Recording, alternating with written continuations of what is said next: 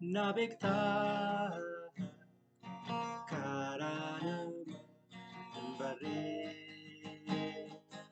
ansi keessa waan ta'uu haalli yoo geeddarame kallattiidhaan na beektaa karaa nama hin barree ansi keessa waan ta'uu haalli yoo geeddarame anaaf jireenyi gooftaasuma dunnee bu'aa kooti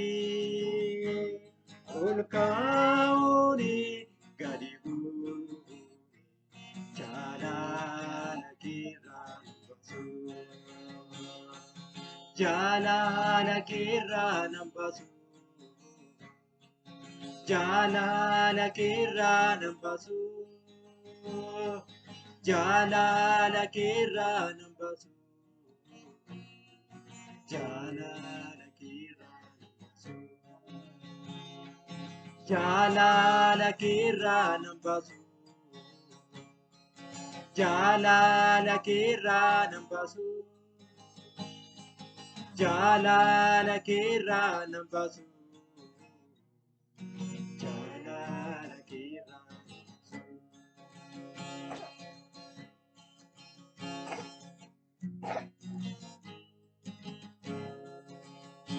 Harkaan kee ta'uu koo hafuura kee ana mirkaneessee abbaa abbaa jedhee akkaan si waamu daandii naa mijeessee. Harkaan kee ta'uu koo hafuura kee ana mirkaneessee.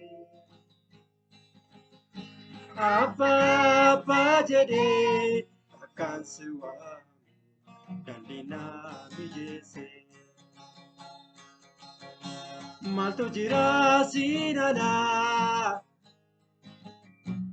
maaltu ta'a siin alaa san argadhee dhabee gooftaa sinaaf jala. Maaltu jira siin alaa maaltu ta'a siin alaa san argadhee dhabee gooftaa sinaaf jala.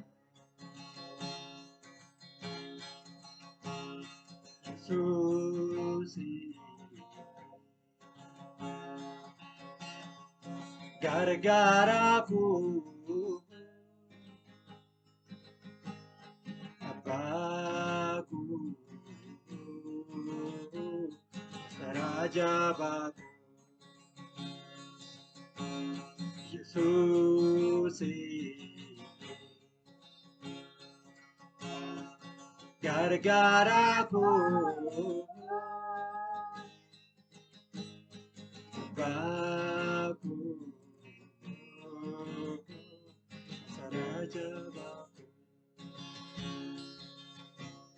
Ani maraa diina koo siinan oolee isaanatti ulfaatee sinaaf lolee sin qabadhee du'a fuudhee sin qabadhee du'a fuudhee sin qabadhee du'a fuudhee sin qabadhee du'a fuudhee. Senafaka, senafaka, senafaka, Jesus, senafaka, senafaka, tabu, senafaka. Senafaka, Jesus, senafaka. Garuman Wakayo, Amabanti Waka, Badaduma Sasbaye, Amana Wakayo Garida, Guyagirati, Ulkahaman Sisa, Dotibaganati. Garuman Wakayo, Amabanti Waka, Badaduma Sasbaye, Amana Wakayo garida guyyaa gidirati mulqahaman sisa dutti baqannati.